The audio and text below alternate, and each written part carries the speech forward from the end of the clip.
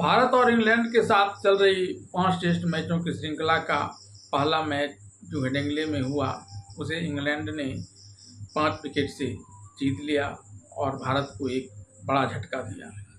झटका इस मायने में कि अब भारत के लिए अपने ऊपर हार का पड़ने वाले मनोवैज्ञानिक दबाव को दूर करने के लिए और जीत का एक आत्मविश्वास पैदा करने के लिए दूसरे टेस्ट मैच में जीत हासिल करना जरूरी होगा।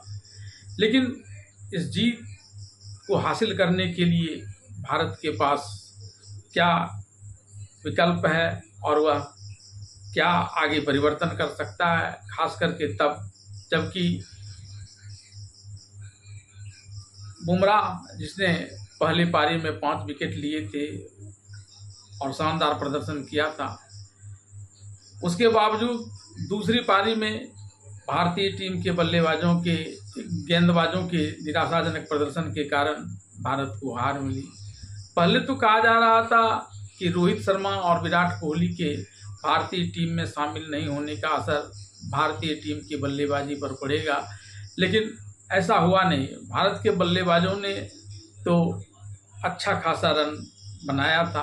पहली पारी में तो इसने एक 471 रनों का एक विशाल स्कोर खड़ा करके इंग्लैंड से 6 रनों की बढ़त भी बना ली थी और दूसरी पारी में भी 371 रनों का एक अच्छा टारगेट दिया था। हालांकि बल्लेबाजी में भी इसके निचले क्रम में सुधार लाने की ज़रूरत है, लेकिन सबसे ज़्यादा ज़रूरत गेंदबाजी में और फील्डिंग में सुधार लाने की है। और ख़ासकर गेंदबाजी की बात करें तो जसप्रीत बुमराह जिनका दूसरे टेस्ट मैच में अब नहीं खेलना तय हो गया है, उन्हें आगे के मैच के लिए आराम दिया जा रहा है।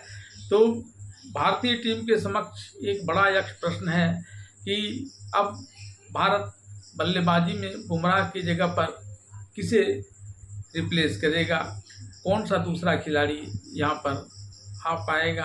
आइए इस पर एक नज़र डालते हैं।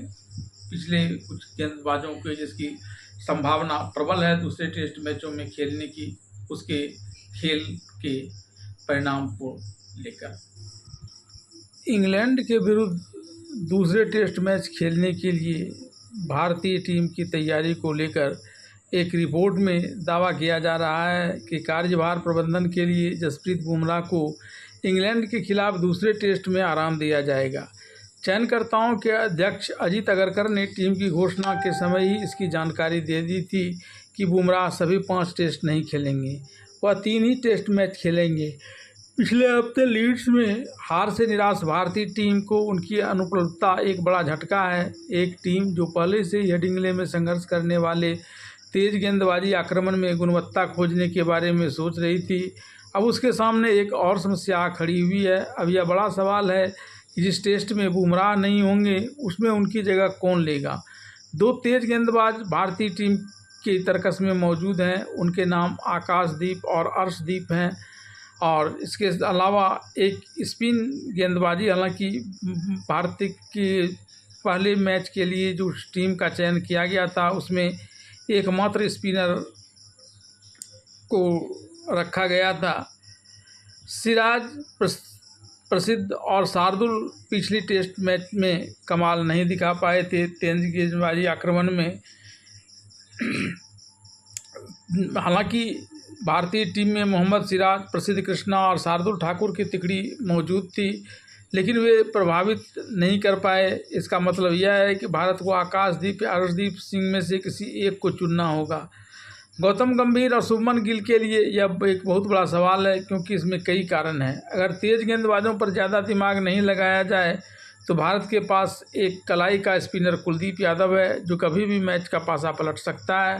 हालांकि पहले टेस्ट में एकमात्र स्पिनर रविंद्र जडेजा विकेट के लिए संघर्ष करते दिखे। यहाँ कुछ ऐसे तथ्य की जानकारी मैं आपको देने जा रहा हूँ जो यह बताने में मदद कर सकते हैं कि भारत के लिए उपयोगी कौन होगा। बात आकाशदीप की ताकत की जाए तो आकाशदीप ने उन्हीं शीर्ष 3 बल्लेबाजों के खिलाफ अपने कैरियर की धमाकेदार शुरुआत की जिनका सामना भारत दूसरे टेस्ट में करेगा। 2024 सीरीज के चौथे मैच में रांची में डेब्यू करते हुए आकाश अर्शदीप ने ताजे लाल गेंद से इंग्लिश यूनिट को तहस-नहस कर दिया था। दोनों सलामी बल्लेबाजों जैक क्रॉली और बेन डकेट को उन्होंने आउट किया और फिर ओली पॉप को आउट किया था। अच्छी लेंथ से मूवमेंट पाने में उनकी सफलता ने भारत को शानदार शुरुआत दिलाई थी, जिससे मैच में भारत ने एक आरामदायक जीत हासिल की थी। बुमराह के लिए एक समान प्रतिस्थापन खोजने के मामले में आकाशदीप में सीम से गेंद को घुमाने की क्षमता है। हालांकि वह अपने एक्शन और अपनी स्पीडी प्रकृति के माध्यम से भारतीय प्रशंसकों का मोहम्मद शमी की अधिक याद दिलाएगा। शमी का इंग्लैंड में सर्वश्रेष्ठ रिकॉर्ड नहीं है। अपने कैरियर के दौरान उनका औसत 40 से अधिक है।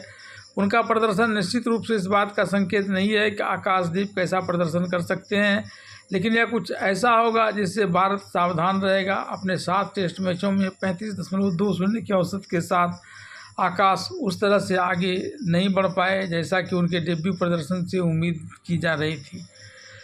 बात अर्शदीप सिंह की ताकत की जाए तो अर्शदीप को इंग्लैंड में लाल गेंद से खेलने का कुछ अनुभव है। उन्होंने पिछले साल 5 काउंटी चैंपियनशिप मैचों में कैट का प्रतिनिधित्व किया था।